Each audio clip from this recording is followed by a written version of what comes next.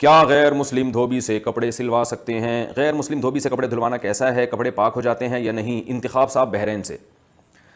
بھائی غیر مسلم دھوبی ہو یا مسلم دھوبی ہو، دھوبیوں کا پتہ نہیں ہوتا کہ یہ کپڑوں کو پاک کرتے بھی ہیں کہ نہیں کرتے، کیونکہ کپڑے پاک کرنے کا ایک طریقہ ہے۔ یہ تو کپڑوں کو سب کو ایک ہی تالاب میں ڈال دیتے ہیں، واشنگ مشین میں دھوتے ہیں تو پتہ نہیں 3 دفعہ دھوتے ہیں بھی کہ نہیں دھوتے۔ تو اس لیے فتویٰ اسی پر ہے کہ دھوبی کو جب کپڑے دیے گئے، اگر وہ ناپاک کپڑے تھے تو پھر آپ اس کو ایک دفعہ کنگھال لیں، جب گھر میں آئے نا تو ایک دفعہ کم از کم نل کے کھول کے نا اس میں سے پانی گزار لیں، اس سے وہ انشاءاللہ پاک ہو جائیں گے۔ اور ایک دفعہ کے بجائے ایک دفعہ تو دھوبی نے دھو دیا، 2 دفعہ آپ اس کو کنگھال لیں تو انشاءاللہ پاک ہو جائیں گے۔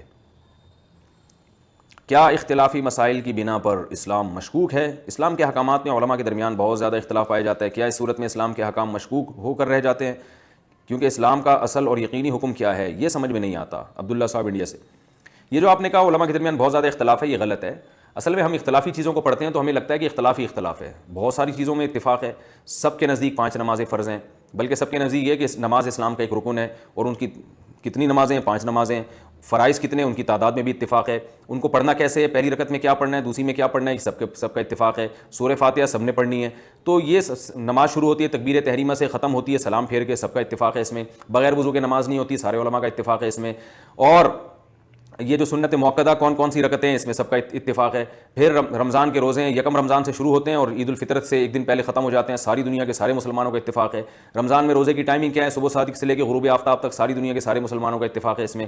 روزہ جو ہے نا وہ اس میں افطار میں جلدی کرنی چاہیے اور سحری دیر سے کرنی چاہیے، ساری دنیا کے سارے مسلمان متفق ہیں اس پہ۔ عید کا دن یکم شوال ہے، ساری دنیا کے سارے مسلمانوں کا اتفاق ہے۔ بقرعید 10 ذی الحجہ کو ہوتی ہے، ساری دنیا کے سارے مسلمانوں کا اتفاق ہے اس میں۔ اور بقرعید کے دن جانور ذبح کرنا چاہیے، سنت ہے، ثواب ملتا ہے اس پہ، بہت بڑی عبادت ہے، ہر بال کے بدلے میں ایک نیکی ملتی ہے، ساری دنیا کے سارے مسلمانوں کا اتفاق ہے۔ جلدی شادی کرنی چاہیے، ساری دنیا کے سارے مسلمانوں کا اتفاق ہے۔ 4 شادیاں عدل کی شرط کے ساتھ جائز ہیں، ساری دنیا کے سارے مسلمانوں کا اتفاق ہے اس میں۔ نسل کو شریعت چاہتی ہے کہ بڑھاؤ، 2 بچے ہی اچھے نہیں بلکہ زیادہ بچے ہونے چاہیے، ساری دنیا کے سارے مسلمانوں کا اتفاق ہے اس میں۔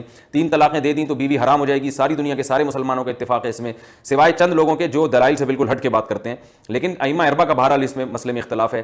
اسی طرح وراثت میں بیٹے کا دگنا حصہ ہوتا ہے، بیٹی کا آدھا حصہ ہوتا ہے، ساری دنیا کے سارے مسلمانوں کا اتفاق ہے۔ باپ زندگی میں جو کچھ اپنی اولاد کو دے گا وہ وراثت نہیں ہوگی، وہ گفٹ ہوگا، ساری دنیا کے سارے مسلمانوں کا اتفاق ہے اس میں۔ بیوہ کا 8واں حصہ ہے، ساری دنیا کے سارے مسلمانوں کا اتفاق ہے۔ اگر اولاد نہیں ہے تو پھر بیوہ کا 4تھا حصہ ہے، ساری دنیا کے سارے مسلمانوں کا۔ اسی طرح شوہر کا کتنا حصہ ہے، دادا کا، دادی کا، بھائی کا، اتنے بڑے بڑے مسائل میں ساری دنیا کے سارے مسلمانوں کا اتفاق ہے۔ اللہ ایک ہے، تقدیر پر ایمان اور پھر آخرت پر ایمان اور موت کے بعد دوبارہ زندگی اور قبر میں عذاب بھی ہوتا ہے، ثواب بھی ہوتا ہے، جنت بھی ہے، جہنم بھی ہے، پھر پل صراط بھی ہے، اور جس کا نامہ اعمال دائیں ہاتھ میں دیا گیا وہ کامیاب ہے، بائیں ہاتھ میں نامہ اعمال دیا گیا وہ ناکام ہے۔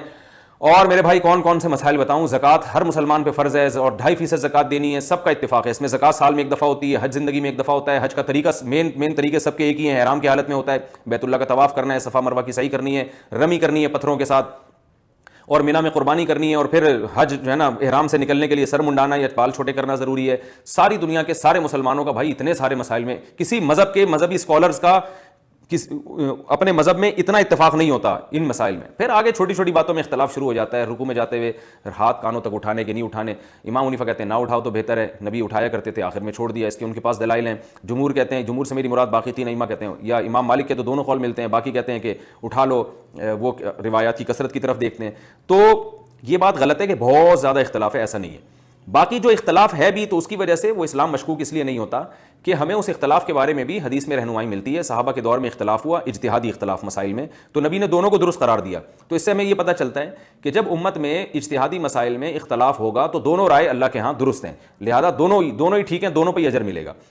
اصل میں تو ایک ہی رائے درست ہوتی ہے، لیکن جو اس کے خلاف جائے گا اس کو بھی اجر ملے گا، اور قیامت کے دن اللہ حکمن اس کو بھی قبول کر لیں گے، اس کو بھی درست قرار دے دیں گے۔ تو جب اللہ تعالیٰ دونوں کو ہی درست قرار دے رہے ہیں، دونوں پہ راضی ہیں، تو پھر آپ کو میرے بھائی کیا پریشانی ہے؟ تو وہ بھی یقینی حکم ہی ہو گیا اس اعتبار سے کہ ثواب اس پہ بھی مل رہا ہے، اس اعتبار سے وہ بھی یقینی ہے۔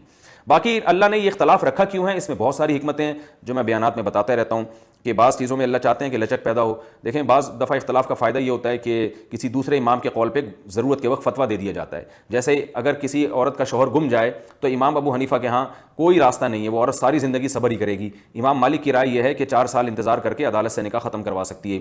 تو اب ایسی شدید ضرورت جب پیش آئی، جنگوں میں لوگ گمنے لگے، تو اگر اس مسئلے میں علماء کا اتفاق ہو جاتا تو کتنی پرابلم ہوتی۔ تو اس لیے حنفیہ نے امام مالک کے قول پہ فتویٰ دے دیا۔ تو جب اجتماعی ضرورت پڑتی ہے تو ہمیں دوسرا قول اگر ملتا ہے تو اس پہ بھی فتویٰ دینے کی گنجائش ہوتی ہے۔ ایک بڑی آسانی اس میں یہ، اور بھی بہت سارے اس کے یعنی حکمتیں ہیں جو علماء وقتاً فوقتاً بتاتے رہتے ہیں۔